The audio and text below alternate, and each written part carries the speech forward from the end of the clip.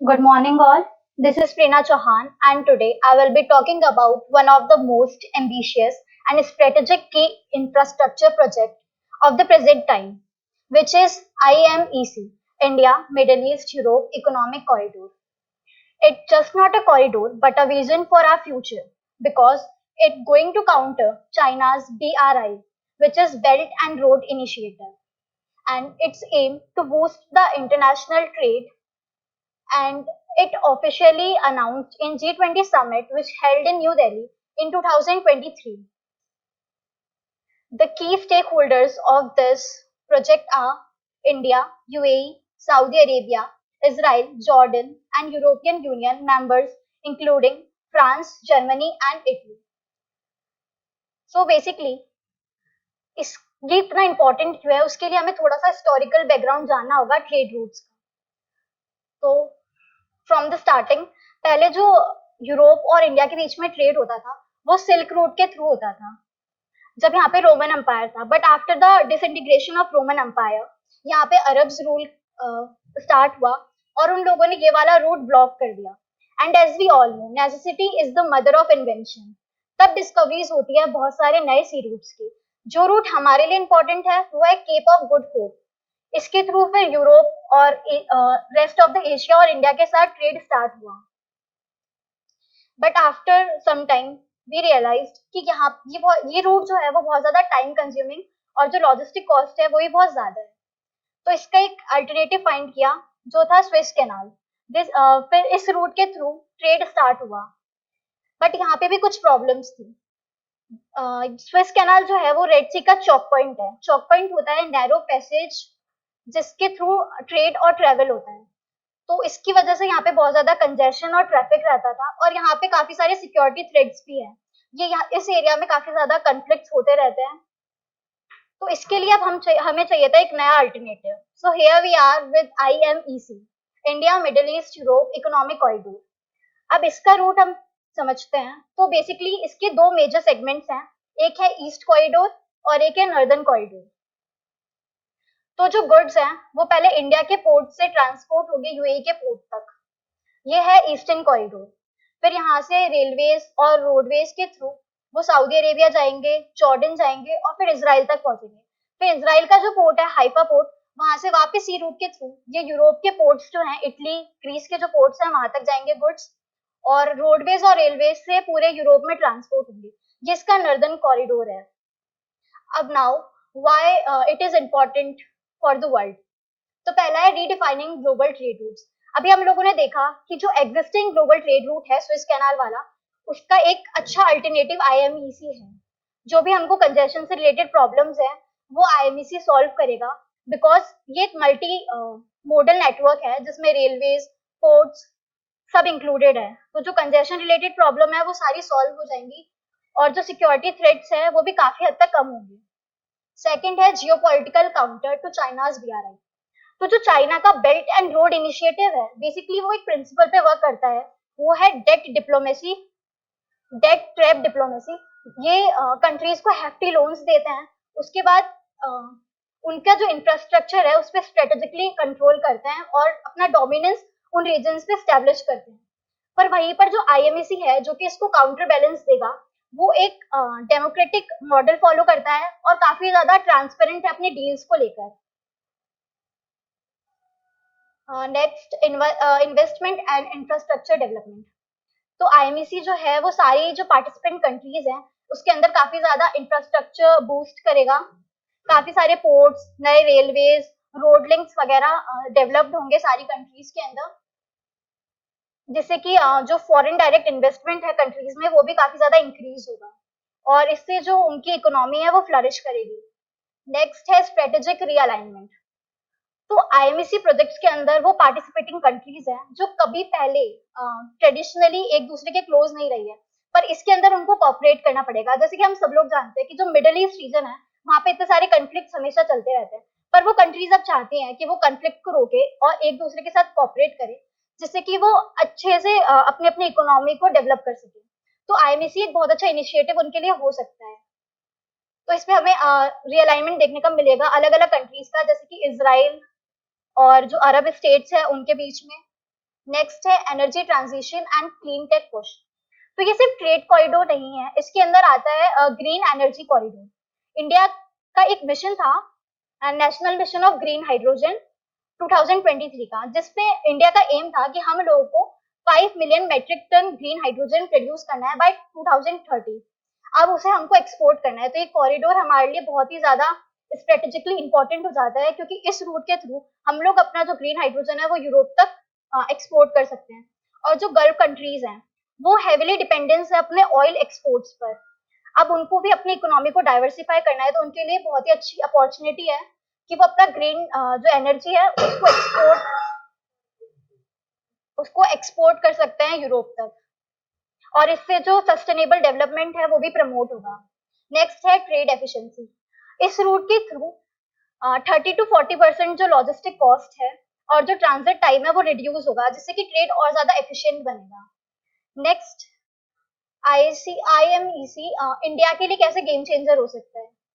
तो पहला, boost India's strategic autonomy and regional leadership. अभी जो चाइना का BRI है और जो उसके इंफ्रास्ट्रक्चर है, हम लोग को उस पर डिपेंडेंट होना पड़ रहा है, तो हमें कहीं ना कहीं अपनी ऑटोनॉमी के साथ कॉम्प्रोमाइज करना पड़ेगा। पर अगर हमारे पास IMEC आता है तो हम लोग अल्टरनेटिव को यूज कर सकते हैं और अपनी स्ट्रेटेजिक ऑटोनॉमी को प्रिजर्व कर सकते हैं। और इंडिया एक रीजनल लीडर की तरह भी उभर सकता है, क्योंकि वो एक नोड बन सकता है between global north and global south, क्योंकि जो और कंट्रीज हैं वो सारी ग्लोबल नॉर्थ की कंट्रीज हैं। जब इंडिया उनके साथ कॉपरेशन स्टेब्लिश करेगा तो वो दोनों के बीच में कनेक्टिविटी ला सकता है between global north and global south. Strengthens make in India, enhance export and attract FDI। Obviously बात है, जब ये IMEC आएगा तो ये इंफ्रास्ट्रक्चर को बूस्ट करेगा, उससे इकोनॉमी बूस्ट होगी, ज्यादा FDI हमारी कंट्री में आएगा। जो प्राइवेट इन्वेस्टर्स हैं वो देखेंगे कि बेटर ट्रेड रूट्स हैं, तो ज्यादा इन्वेस्टमेंट हमारी कंट्री में होगा। और जो हमारे प्रोग्राम्स हैं make in India, made in India, उनको भी काफी ज्यादा एम्पावर होंगे वो, और हमारा जो एक्सपोर्ट है वो भी इंक्रीज होगा। Modernise India's logistic ecosystem and improves global competitiveness. तो इंडिया के जो प्रोग्राम है सागरमाला प्रोजेक्ट एंड गति शक्ति प्रोजेक्ट, उसमें भी काफी ज्यादा बूस्ट देखने को मिलेगा, क्योंकि वो IMEC के से अलाइंड है। तो इंडिया का जो लॉजिस्टिक इकोसिस्टम है वो भी काफी अच्छे से फ्लरिश करेगा। Next, India's energy export strategy and green goals under mission life.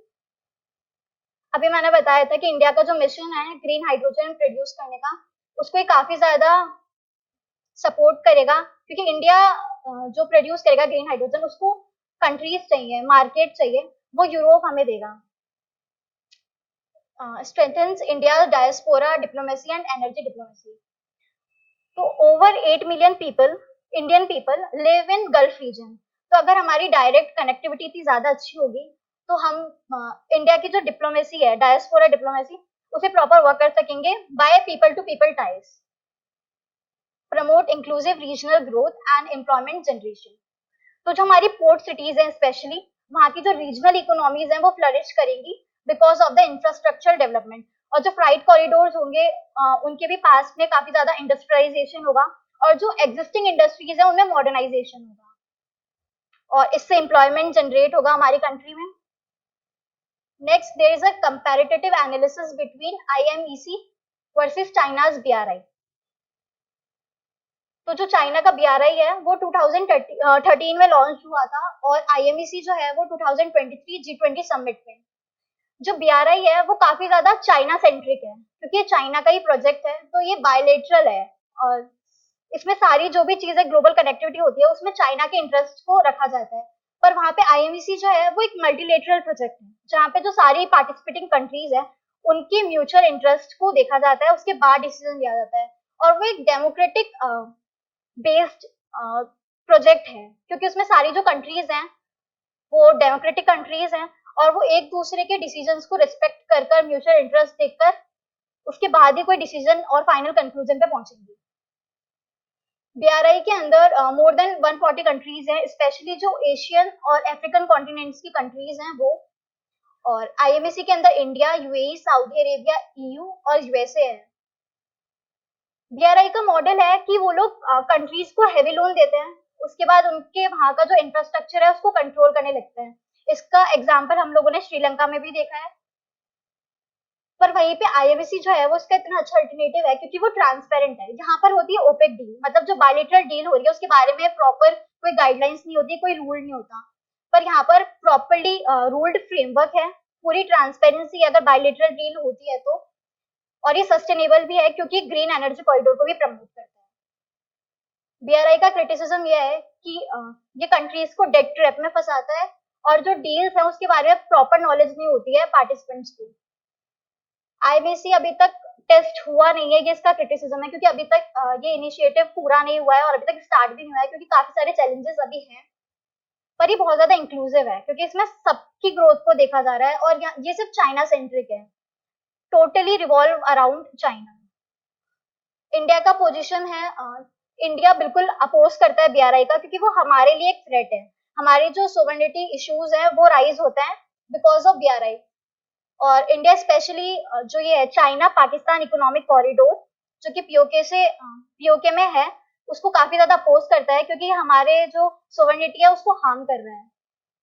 और आईएमसी को तो इंडिया लीड कर ही रहा है।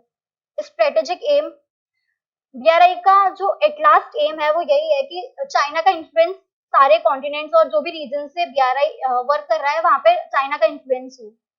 और वहीं पे आईएमसी चाहता है कि जो चाइना का ये वाला प्रोजेक्ट है इसको काउंटर किया जाए और ग्लोबल सप्लाई चेन के अंदर ट्रस्ट बनाया जाए और सबका ग्रोथ हो, ओवरऑल ग्रोथ हो। What are the challenges in IMC? Major challenge तो हम इस कार्टून के थ्रू देख ही सकते हैं, द वेस्ट एशिया कॉन्फ्लिक्ट्स। पहला है जियोपॉलिटिकल इंस्टेबिलिटी।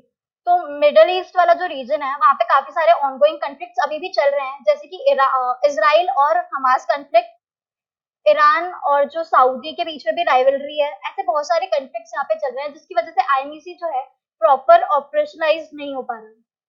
सेकेंड है लैक ऑफ इंफ्रास्ट्रक्चर रेडीनेस।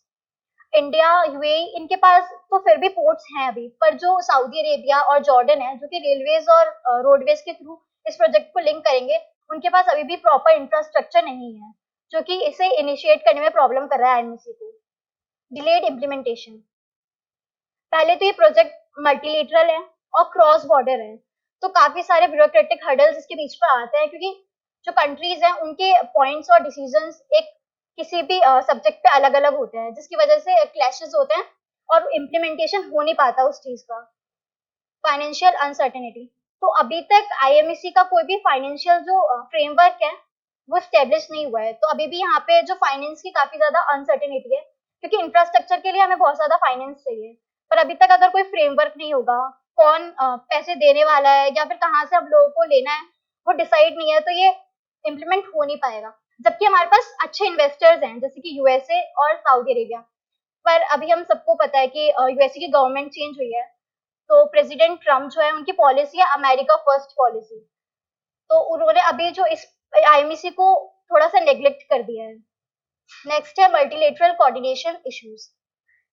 जितने ज्यादा मेंबर्स होंगे उतना ज्यादा कोऑर्डिनेशन करना टफ हो जाता है। सेम यहीं पे इशू है, जो कंट्रीज हैं उनके अलग अलग स्टैंड होते हैं, अलग अलग पॉलिसीज होती हैं और आपस में कोऑर्डिनेशन काफी ज्यादा नहीं हो पाता है कंट्रीज के बीच में, और विदाउट कोऑर्डिनेशन आईएमसी वर्क नहीं कर सकता। सिक्योरिटी थ्रेट्स, टेररिज्म, पायरेसी के जो थ्रेट्स हैं मिडिल ईस्ट में वो हैम्पर कर सकते हैं ग्लोबल ट्रेड को और डिसरप्ट कर सकते हैं ग्लोबल सप्लाई चेन को। कंपटीशन टू बीआरआई, आईएमसी एक काउंटर बैलेंस तो है बीआरआई के लिए, पर चाइना भी डिप्लोमेटिकली और इकोनॉमिकली इसको रोकने का पूरा ट्राई करेगा। और जो कंट्रीज हैं जहाँ पे चाइना का स्ट्रॉन्ग इन्फ्लुएंस है जैसे कि अफ्रीकन कॉन्टिनेंट में और एशियन कॉन्टिनेंट में, वो नहीं चाहेंगे कि वो ड्वेल अलाइनमेंट मेंटेन करे, आईएमसी को भी ज्वाइन करे और बीआरआई को भी। वो नहीं चाहेंगे कि उनका जो टाई चाइना के साथ है वो खराब हो, तो ये एक प्रॉब्लम आईएमसी को फेस करनी पड़ सकती है। Next, what the way forward for it from promise to progress. तो जो डिप्लोमेटिक एंगेज मतलब जो कंट्रीज हैं आईएमसी के अंदर, उनको ज्यादा एक दूसरे से पॉलिटिकल डायलॉग मेंटेन करने चाहिए, समिट्स रेगुलरली होनी चाहिए, एक दूसरे को इस टॉपिक पे बात करनी चाहिए जिससे कि वो एक फाइनल कंक्लूजन पे आ सके और जो इम्प्लीमेंटेशन डिले हो रहा है वो ठीक हो सके। और जो भी इंफ्रास्ट्रक्चर जहाँ पे भी कमी आ रही है जैसे कि सऊदी अरेबिया और जॉर्डन में जो रेलवेज और रोडवेज प्रॉपर डेवलप नहीं है, उनको जल्दी से जल्दी स्टार्ट करना चाहिए, तभी आईएमसी पूरा वर्क कर पाएगा। क्योंकि आईएमसी इतना बड़ा ट्रेड रूट है, अगर कोई भी पार्ट उसका फ्रजाइल रह जाता है तो वो पूरा वर्क नहीं करेगा प्रॉपरली जैसे उसे करना चाहिए। एस्टेब्लिश क्लियर इंस्टीट्यूशनल फ्रेमवर्क, इतनी सारी कंट्रीज हैं तो हमें एक इंस्टीट्यूशनल फ्रेमवर्क चाहिए जो मॉनिटर करेगा, चीजों को कंट्रोल करेगा और सारी कंट्रीज को एक फाइनल कंक्लूजन पे लाके रखेगा।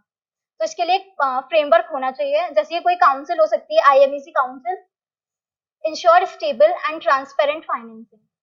तो फाइनेंसिंग के लिए भी एक उनको रेगुलेटरी फ्रेमवर्क तैयार करना चाहिए, जो मल्टीलेटरल बैंक्स होते हैं जो कि लोन्स देने चाहिए, और जो प्राइवेट इन्वेस्टर्स होते हैं उनका ट्रस्ट बिल्ड करे जिससे कि वो इन्वेस्ट करे आईएमसी के लिए, क्योंकि उन लोगों को भी वो लोग पूरा रिटर्न और रिस्क को कैलकुलेट कर कर ही कहीं पे इन्वेस्टमेंट करते हैं। तो इट इज वेरी इंपॉर्टेंट कि वो एक प्रॉपर रेगुलेटरी बेस्ड फ्रेमवर्क निकाले फाइनेंस के लिए। प्रमोट स्ट्रेटेजिक कम्युनिकेशन, तो जो मेंबर कंट्रीज हैं उनके बीच में एक अच्छा कम्युनिकेशन होना बहुत जरूरी है, जिससे जो बाहर की कंट्रीज हैं जो कि इसको कनेक्ट ज्वाइन करने वाली हैं आईएमसी को, उनको ट्रस्ट बना रहे कि आपस में कंट्रीज के अंदर ट्रस्ट है तो दे कैन ज्वाइन। और यहाँ पर एक कार्टून भी इसको डेपिक्ट कर रहा है कि जब तक हम लोग सिंक नहीं करेंगे तब तक कुछ नहीं होगा, वरना हम सिंक हो जाएंगे, क्योंकि बिना कोऑर्डिनेशन आईएमसी इज कुछ भी नहीं है, मतलब वो बिल्कुल नहीं हो पाएगा कुछ। ठीक है, कंक्लूजन, आईएमसी बहुत इंपॉर्टेंट है ग्लोबल ट्रेड के लिए, इंडिया के लिए भी। वो सिर्फ ट्रेड कॉरिडोर नहीं है बल्कि स्ट्रेटेजिकली बहुत ज्यादा इंपॉर्टेंट है, क्योंकि इंडिया एक जियोपॉलिटिकल इन्फ्लुएंस क्रिएट कर सकता है, चाइना को वो काउंटर बैलेंस कर रहा है, पर काफी सारे चैलेंजेस हमने देखे, पॉलिटिकल इंस्टेबिलिटी है कंट्रीज के अंदर और सिक्योरिटी थ्रेट भी है। पर अगर ये सारी चीजें रिजॉल्व हो जाती हैं तो आईएमसी जो है वो हमारे लिए एक बहुत ही अच्छा इनिशिएटिव हो सकता है। Thank you guys.